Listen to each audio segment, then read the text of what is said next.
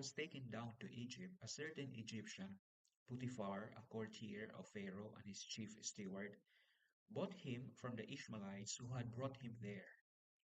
But since the Lord was with him, Joseph got on very well and was assigned to the household of his Egyptian master. When his master saw that the Lord was with him and brought him success in whatever he did, he took a liking to Joseph and made him his personal attendant. He put him in charge of his household and entrusted to him all his possessions. From the moment that he put him in charge of his household and all his possessions, the Lord blessed the Egyptian's house for Joseph's sake. In fact, the Lord's blessing was on everything he owned, both inside the house and out. Having left everything he owned in Joseph's charge, he gave no thought, with Joseph there, to anything but the food he ate. Now Joseph was strikingly handsome in countenance and body. After a time his master's wife began to look fondly at him and said, "Lie with me." But he refused.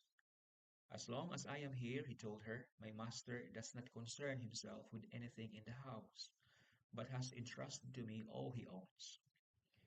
He wields no more authority in this house than I do, and he has withheld from me nothing but yourself, since you are his wife. How then could I commit so great a wrong and thus stand condemned before God?"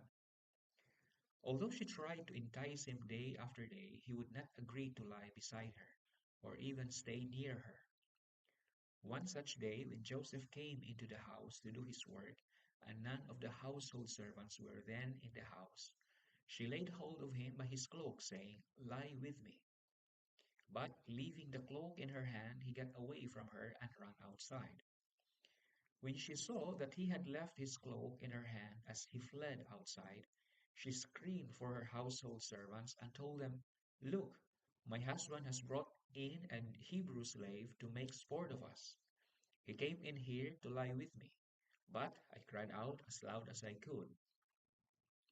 When he heard me scream for help, he left his cloak beside me and ran away outside. She kept the cloak with her until his master came home. Then she told him the same story. "The Hebrew slave whom you brought here broke in on me to make sport of me.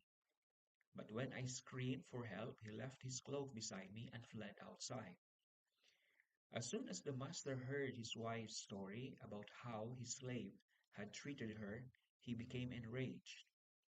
He seized Joseph and threw him into the jail where the royal prisoners were confined. But even while he was in prison, the Lord remained with Joseph.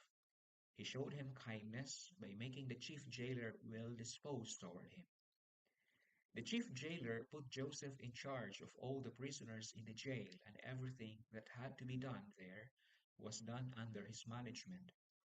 The chief jailer did not concern himself with anything at all that was in Joseph's charge, since the Lord was with him and brought success to all he did.